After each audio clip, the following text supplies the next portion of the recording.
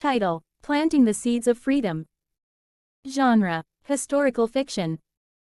By Catherine Rogers, illustrated by Brian Hall. Enjoy story time with Mrs. J. The crowd is immense. I got here early because I want a good spot where I can see and hear everything. It is May 10, 1994, a fine fall day in South Africa and a day that history will remember. It feels strange, so wonderfully strange, to think about how much this country has changed. But let me tell you a little bit about myself and why I am so excited to be here, to attend the inauguration of President Nelson Mandela. In the early 1960s, when I was about 12 years old, my family lived on a farm outside Johannesburg. People, many of them strangers to me, came and went on that farm. There were late-night meetings with intense discussions conducted in urgent voices. I was sent to bed early on those nights. You see, back then, South Africa's government had created a system of segregation and discrimination known as apartheid. The word literally means aparthood, or separateness. Black people, the majority, had few rights and no representation in the government. Black people weren't allowed to live or own businesses in white areas, which made up 80% of the land, and they weren't allowed to hold certain jobs. White children, black children, and other children had to go to separate schools. Many people thought this system was wrong. People all over the world said it was wrong. But the South African government would not listen.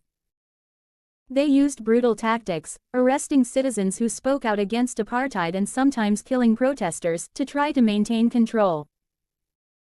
The government also banned groups that worked to end apartheid. One of those groups was the African National Congress, or ANC.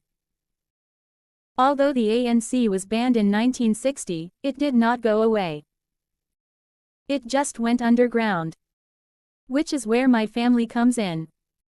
As I said, people came and went on our farm. Sometimes visitors stayed for days or weeks. One night, a tall man wearing a chauffeur's cap arrived. My father greeted him and shook hands. "Welcome, my brother. Did you have any trouble on the roads? Any sign of?" He glanced at my brother and me and let the question trail off. He and Mum didn't hide their political opinions or activities from us, but they were tight-lipped when we were near. The man shook his head. "The police don't find chauffeurs in white areas suspicious," he said, removing the cap and smiling at it wryly.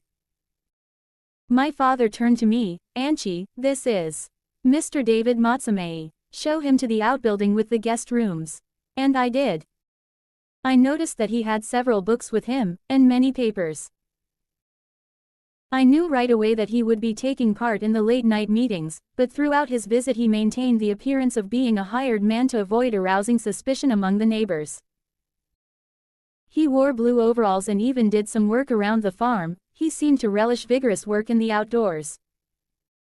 My father turned to me. "Auntie, this is Mr. David Matsamei." I loved life on the farm. We had been there only a couple of years, and I never tired of riding our little pony, Bella, or gathering eggs from the chicken coop. Mr. Matsamei took a kindly interest in my brother Peter and me, so we often worked together on outdoor chores. He seemed to most enjoy working in our large kitchen garden. Together, we planted onions, tomatoes, pumpkins, and even fruit trees. Pumpkins were the most satisfying, because the plants began growing within a few days of planting the seeds. "Look at them," he said, gesturing toward the rows of sturdy young stems beginning to unfurl from the earth. "All living beings want a chance. We don't plant some of them here in good earth, in the sunshine, and some down on hard ground. We plant all of them in good earth so that they can thrive.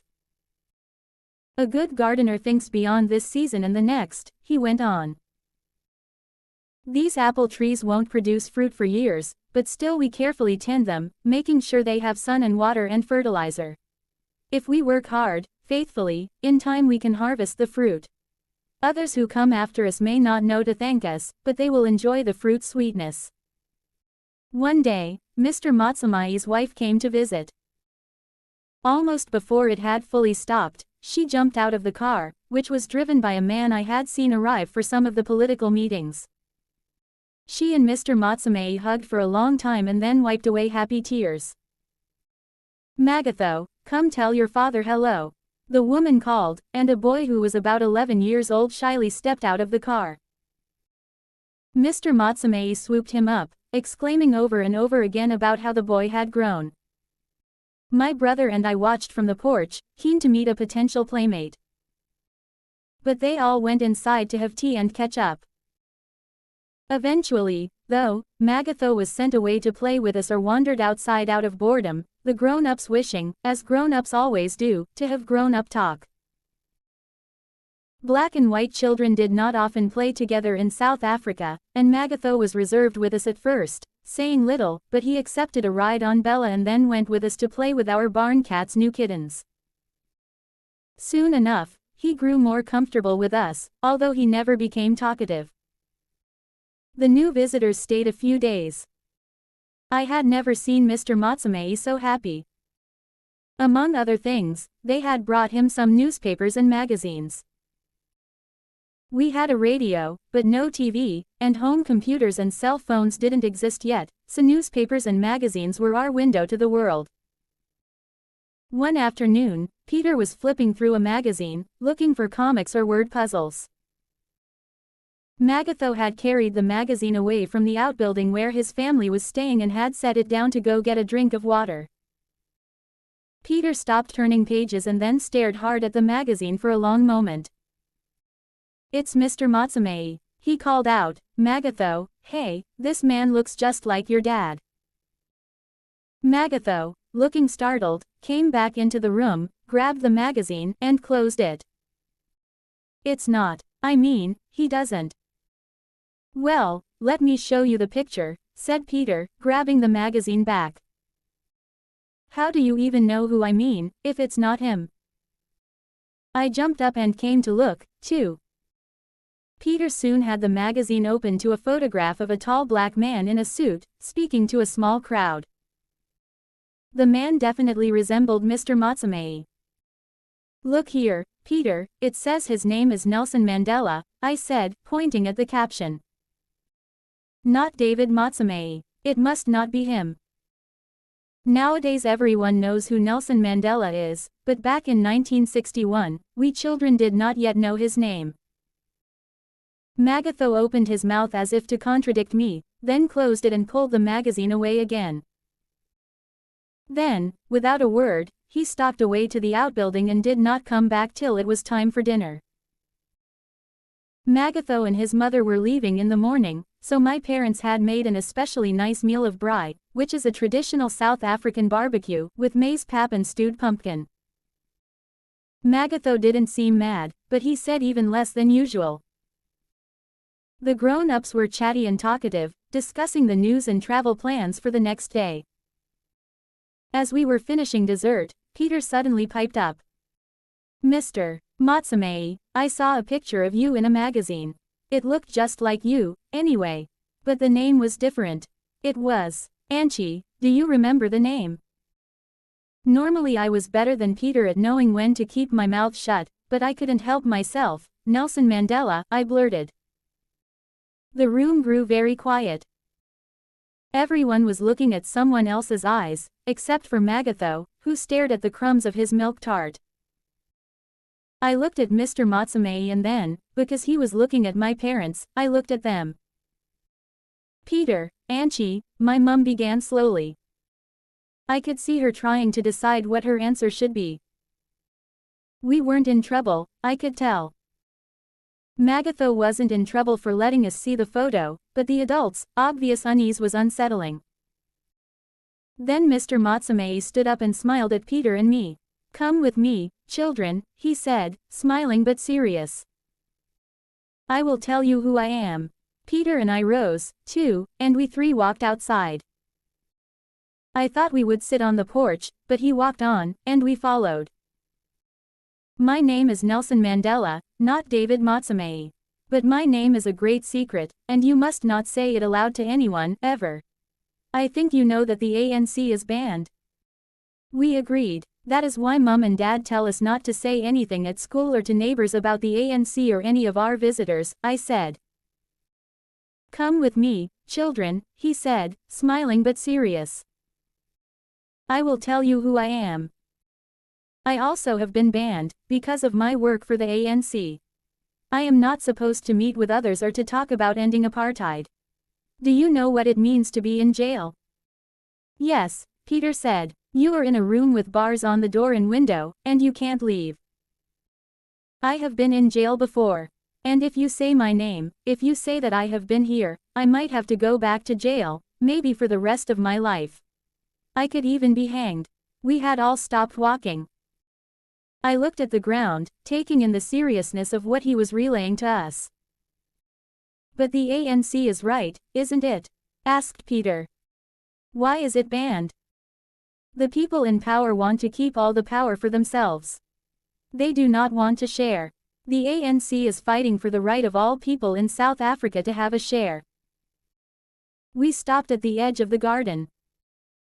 The ANC wants all the people of South Africa to be like those seeds we planted, to have enough good land, to have what they need to thrive. We are planting the seeds of freedom. While we wait for those seeds to grow, you must not say my name to friends or neighbors, to police, to anyone. If you say anything about me even to each other, call me Mr. Matsamei. He squatted down and looked into our eyes solemnly. Do you promise? We promised. He stayed another week before he put on his chauffeur's cap and packed his things into his car. He asked Peter and me to take care of the fruit and vegetables in the garden, and particularly to water the little fruit trees. We waved goodbye from the porch. I never said his real name out loud to anyone, not even Peter. In late 1962, we learned that Mr. Mandela had been arrested. He had been underground so much, using the chauffeur disguise and staying in safe houses, like ours, and even traveling out of the country without permission, that the newspapers ran big stories about his capture.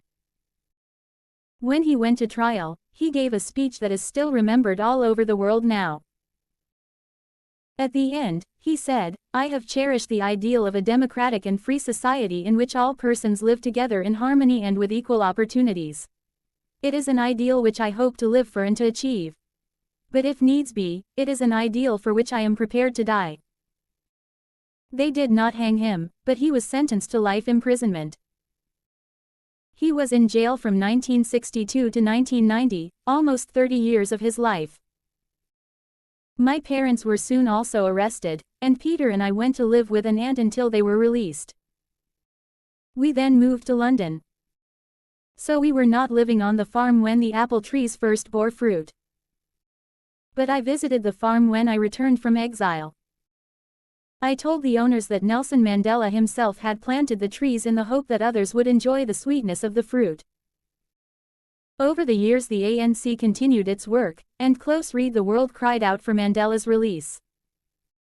The people sang songs about him. They protested against the government, and some fought in the streets. One day, the government grew weary of trying to control everyone, tired of the fighting and the world's condemnation. A new president, F. W. de Klerk, agreed to free Mandela and lift the ban on the ANC. After he was released, Mandela became president of the ANC, which organized massive strikes and participated in peace conferences. Eventually the government agreed to create a new democratic constitution and, in 1994, to hold elections in which all the races could vote. Do you know who the people elected president? Well, today I am here to see him, not David Matsamei, but Nelson Mandela, inaugurated as the new president of South Africa. Today I will say his name out loud. From today forward, we will enjoy the fruit of his hard work. Thanks for watching. Like, share and subscribe.